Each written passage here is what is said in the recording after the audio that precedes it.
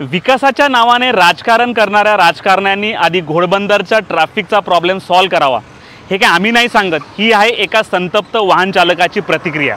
कारण आज सकाळपासून मुंबई अहमदाबाद महामार्गावर भलं मोठं ट्रॅफिक आहे आणि ट्रॅफिकची ही काय पहिली वेळ नाही. मागील अनेक वर्षांपासून या महामार्गावर अशाच प्रकारचं ट्रॅफिक आहे. आज सकाळी 6 तासापासून वाहन चालक जे आहे ट्रॅफिकमध्ये अडकलेले आहेत.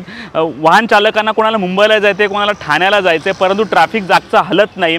रोडच्या नावाखाली मोठ्या प्रमाणावर ट्रॅफिकचं कारण सांगितलं जात होतं. कुठल्याही ठिकाणी पोलीस दिसत नसल्याचा आरोप करण्यात आलेला आहे. लोक कमालीची संतापलेली आहेत. त्यात पारा आता जवळपास 40शी पार झालेला आहे. गाडीमध्ये बसून गरम देखील होते. गाडीचा AC चालू केला तर प्रदूषण होतं आहे. पेट्रोल डिझेल संपतंय. नेमकं आम्ही करायचं तरी काय, हा सवाल आता वाहन चालकांनी उपस्थित केलेला आहे.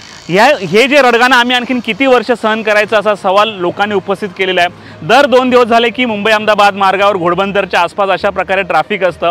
कधी मुंबई लेनवर असतं तर कधी गुजरात लेनवर असतं.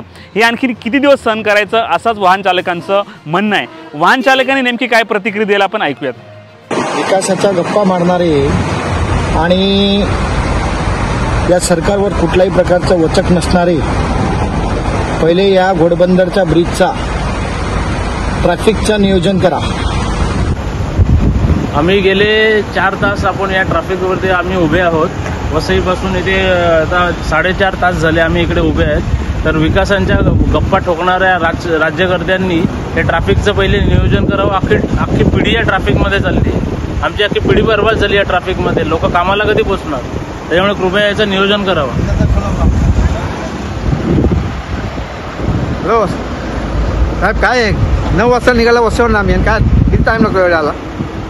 2 मिनटात येईन. आता 2 तासाचं रनिंग ना आमचं ठाणा. इथे 5 तास घालवायचे आम्ही. ते डिझेल तर कोण भरपाई ना आमची? एवढी डिझेल जाते आमच्या उन्हामध्ये मरात इकडे. पैशाचं का दगड खात जाते इकडे ब्रिजवर आम्ही.